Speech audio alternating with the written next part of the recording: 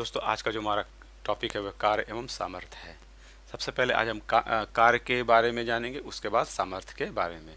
देखिए, एक बात तो पक्का है कि कार्य जो है साहित्य के क्षेत्र में अलग है चीज़ और भौतिकी में अलग चीज़ है। जैसे हम लोग पढ़ते हैं कि रामू सो रहा है, खा रहा है, जगा हुआ है, इस तरह की चीज़ों को हम लोग जोड़ते हैं।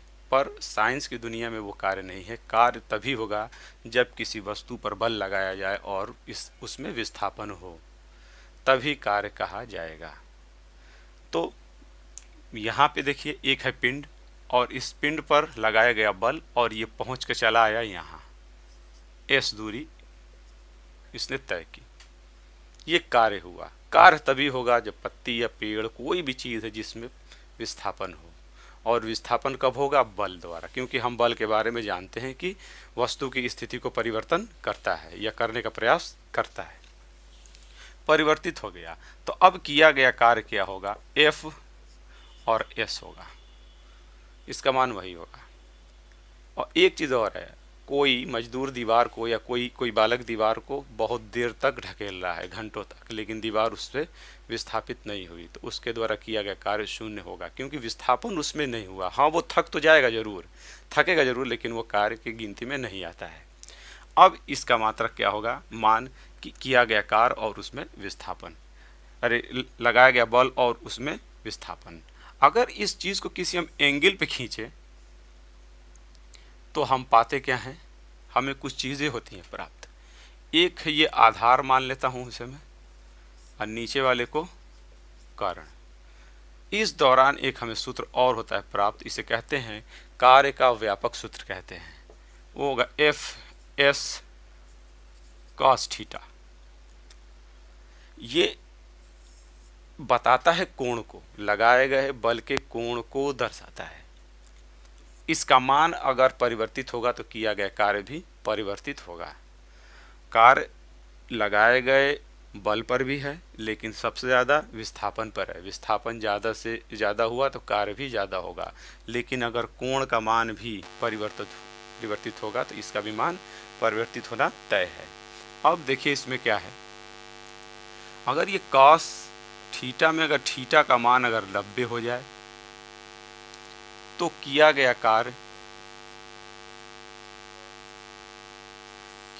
कार्य जो होगा वो शून्य होगा। और अगर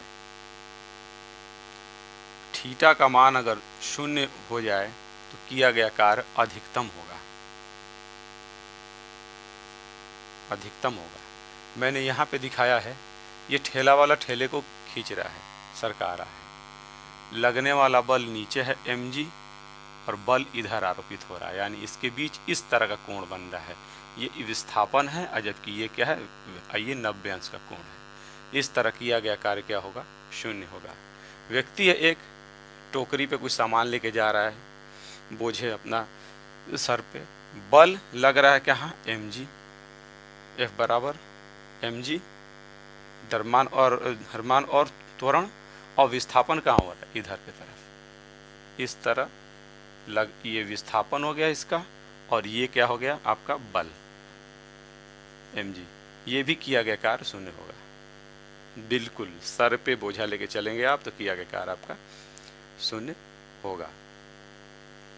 लेकिन अगर किसी चीज़ को आप बल लगा रहे हैं और उसी दिशा में विस्थापित कर रहे हैं तो किया गया कार्य अधिकतम होगा। इसीलिए किसी चीज़ को सरकाना ज़्यादा आसान है, उठाना मुश्किल है, भारी है वो चीज़। उसके बाद आता है कि थीटा का मान अगर 180 हो जाए, सीधा इधर लगाएं तो उधर चला आए, तब जो किया गया कार्य जो होगा वो ऋणात्मक होगा। वो किया गया कार्य क्या होगा? ऋणात्मक होगा वो कार्य। विस्थापन तो होगा उसमें, लेकिन किया गया कार्य क्या होगा? ऋणात्मक होगा। किया गया कार्य क्या होगा? ऋणात्मक होगा। यानी अगर W बराबर F(S) cos थीटा अगर है तो जाहिर से मान है कि इसका जब मान होगा ऋण 1 होगा, तो W बराबर हम लिखेंगे -Fs, जो कि किया गया कार्य क्या होगा? ऋणात्मक। विस्थापन जिधर बल लगाया जाए उल्टा हो जाए विस्थापन, तो किया गया कार्य क्या होगा? ऋणात्मक होगा। तो ये बल के बारे में है, अरे कार्य के बारे में है। और कार्य के मात्रक कौन कौन से हैं उसको जान लीजिए आप। कार्य के मात्रक कौन कौन से हैं उसे जानिए। देखिए, कार्य का मात्रक बनाने के लिए पहले W बराबर Fs, इसका होगा न्यूटन, इसका होगा मीटर। एक तो ये हो गया कार्य का मात्रक। कार्य का एक और है मात्रक, SI है, वो उसे कहते हैं जूल। कार्य का एक और है मात्रक वाट सेकेंड। एक और है, इसी को अगर हम इसको किलो में कर दे चेंज, तो 1 किलो वाट घंटा। ये भी कार्य का है मात्रा। किलो का मतलब हो गया 1000, वाट घंटे का मतलब हो गया, सेकेंड में करेंगे इसको तो 3600 आएगा, 60 गुणे 60। अब हम इसे लिख सकते हैं 36 गुणे 10 पर 5 घात, या लिख सकते हैं 3.6 10⁻6 जूल भी कह सकते हैं इसे, इतनी जूल होती है। तो इस तरह से हमने देखा कि इसके मात्रक कौन है? न्यूटन, मीटर, जूल, SI है। बड़ा क्या है मात्रक? किलोवाट घंटा। ऊर्जा का भी मात्रक है, या किया गया कार्य का मात्रक है। ऊर्जा और इनका दोनों का मात्रक एक ही होता है। दूसरी चीज इसमें है कि हमारे घरों में जो लगा हुआ एनर्जी मीटर है वो मापता यही है। अब आते हैं सामर्थ्य पर। सामर्थ्य पे देख लेते हैं हम लोग। अब इसे समझिए। सामर्थ्य क्या है?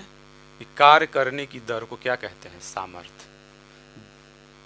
उसको फार्मूला को, अगर किया गया कार्य मान लीजिए ये है